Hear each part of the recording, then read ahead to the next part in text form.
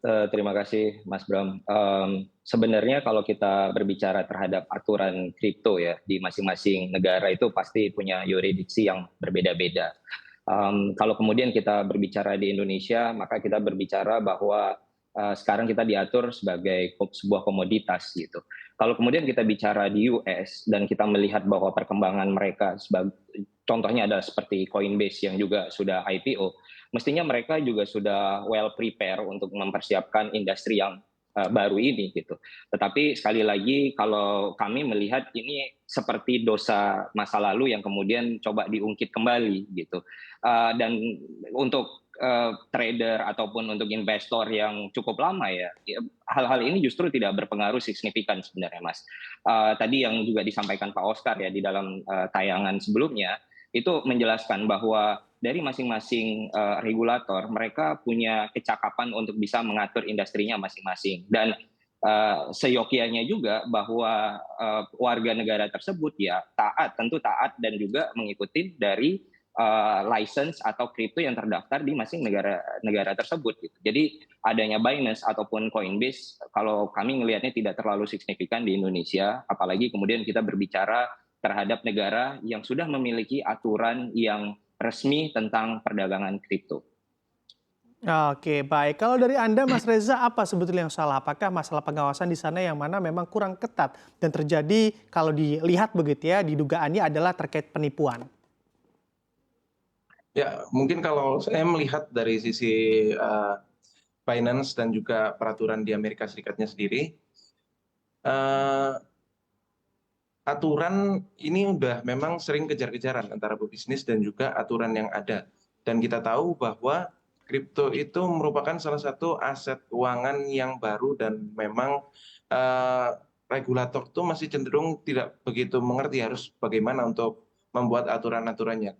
Terutama seperti kripto yang udah ada di Amerika Serikat sendiri, seperti Binance dan juga Coinbase ini, kita tahu bahwa mereka itu memang melakukan adanya kecurangan-kecurangan seperti yang sudah dilakukan oleh Binance kemarin sempat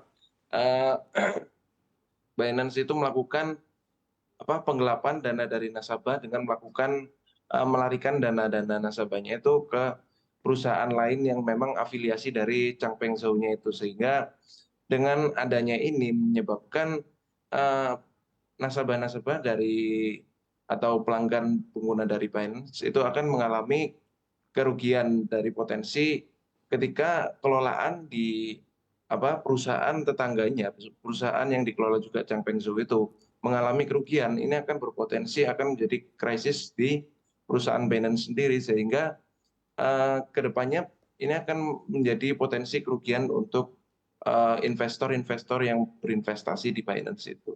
Seperti itu kalau saya lihat.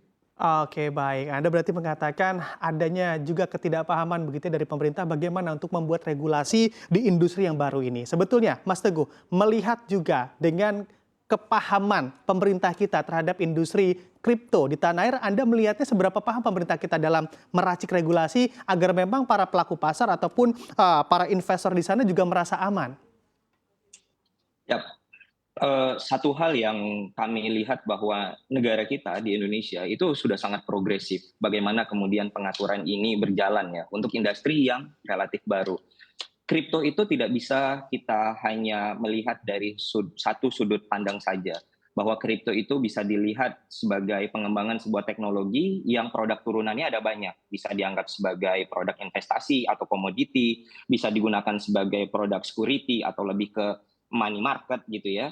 Dan juga bisa digunakan sebagai currency kalau kita bicara tentang CBDC atau Central Bank Digital Currency. Nah, pada proses ini bahwa di Indonesia telah mengatur sebagai sebuah komoditi, maka itu ada di bawah Bapepti.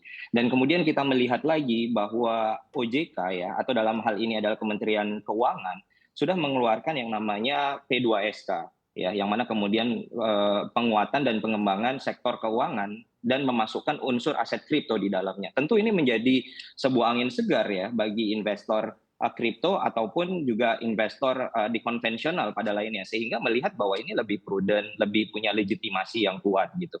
Jadi kalau kami melihat bahwa perjalanan pengaturan yang ada di Indonesia berhubungan dengan kripto ini udah sangat tepat, udah sangat bagus. Tinggal bagaimana penguatan dari segi monitoring, bagaimana customer protection gitu ya. Kalau kita bicara tentang ada tools yang namanya regulatory technology untuk kemudian bisa mengawasi. Tentu ini akan lebih memperkuat dan membuat Indonesia bisa menjadi hub ya untuk crypto industry. Mungkin tidak hanya di Asia Tenggara, tapi juga menjadi referensi secara global, Mas Bram.